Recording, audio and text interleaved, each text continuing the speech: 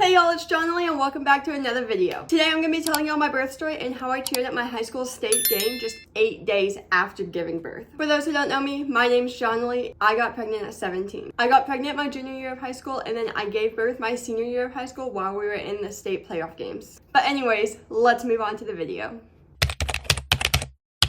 I woke up with what felt like the worst period cramps of my life. I ended up still going to school that day because I didn't think much of it, but it got so bad that I couldn't sit in class, so I ended up leaving. As soon as I got home that day, I went straight to sleep. Now, keep in mind, my due date wasn't until January 6th, so this was exactly a month before my due date, so I was not expecting to give birth anytime soon. I ended up sleeping the rest of the day and that whole night, and then I woke up the next morning.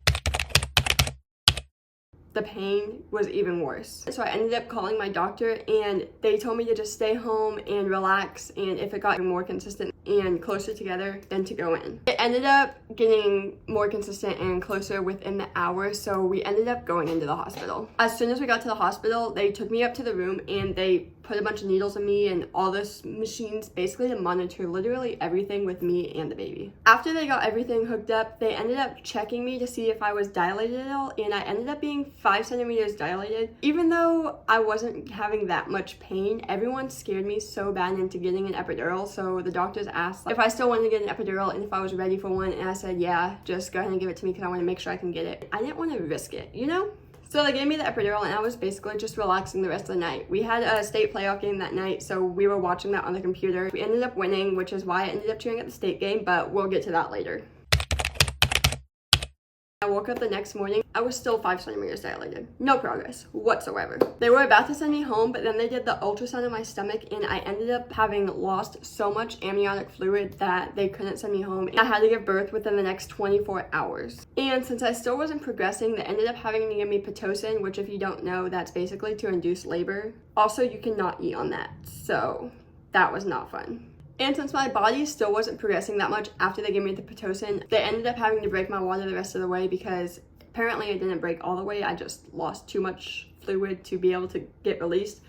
But as soon as they broke my water, they were like, okay, everything's gonna speed up super fast. We're gonna go get the doctor and get ready and everything, and then we'll be right back and deliver your baby, basically. I was like, oh, okay, cool, sounds good. I'm not even kidding you, like 5 minutes later, I was like, I have to push this baby out. So my boyfriend and my dad were both in the room with me, and I was like, somebody go get the doctor right now because this baby's about to just pop out. The nurses came in and they were there ready to catch a baby just in case. Like, I ended up pushing him out before the doctor got in there, but then the doctor got in there, and I'm not even kidding you. Like, it felt like, to me, 5 minutes went by and he was just out. I found out later that it was actually like 20 minutes, but it literally just felt like 5 minutes to me. Y'all, so I'm literally sitting here editing this video and I just realized that I didn't say my boyfriend literally almost passed out while I was giving birth. The doctors literally had to go and sit him down on the couch and get him a little thing of like apple juice. Literally, I'm not even kidding you. As soon as I pushed him out, I just reached down and grabbed him and just pulled him up to me, and like, I didn't even wait for the doctor to hand him to me or nothing. I just reached down and grabbed him. And like I said earlier, he wasn't due until January 6th, so he was 36 weeks and 6 days, which is premature. He did have really bad jaundice, so we had to stay in the hospital a little bit longer, and then once we finally got released from the main hospital, we went to see his pediatrician, and then they sent us to Cook, so we had to, that was a long other process. If you want to hear about all that, let me know in the comments and I can tell you about all of that. That's a whole nother story.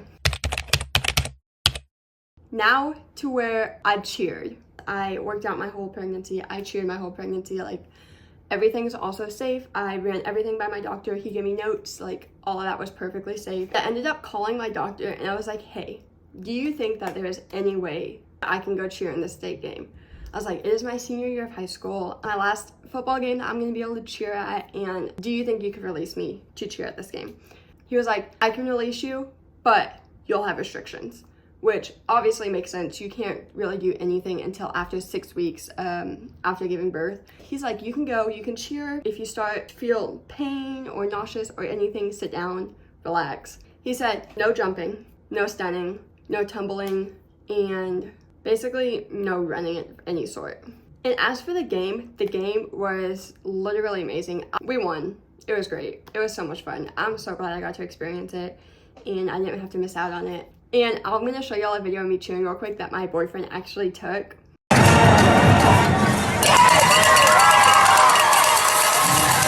It was just such a great experience overall. The only thing I wasn't really able to do during the game is I couldn't perform at the halftime little performance thing that we do because I was in a little bit of pain. The other thing that was so hard about being at the game was my milk coming in. I was an overproducer.